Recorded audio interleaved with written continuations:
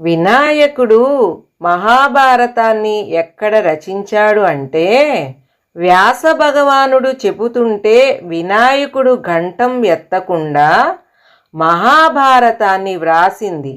మన దేశంలోని చివరి గ్రామమైన మానలో ఇది హిమాలయాల్లో ఉంది.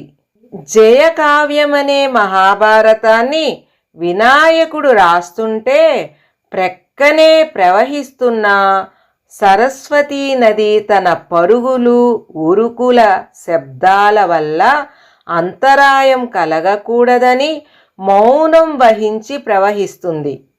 ఈ అద్భుతాన్ని ఇప్పుడు కూడా బద్రీనాథ్ యాత్రకి వెళ్ళిన వారు చూడొచ్చు. ఆ ప్రదేశంలో గమనిస్తే సరస్వతీ నది భారతాన్ని రాసిన చోట శబ్దం లేకుండా ప్రవహిస్తుంది. ఆ చోటును దాటగానే గలగల శబ్దం వినిపిస్తుంది. ఇదే అద్భుతం. ఫ్రెండ్స్, మన భక్తి మోటివేషనల్ ఛానల్లో రామాయణ, మహాభారత, భగవద్గీత గురించి ఇంకా మనకు తెలియని ఎన్నో పురాణ కథలు మరియు ఆసక్తికరమైన విషయాలను తెలుసుకోవడానికి భక్తి మోటివేషనల్ ఛానల్ని సబ్స్క్రైబ్ చేసుకొని షేర్ చేయండి మరియు లైక్ చేయండి.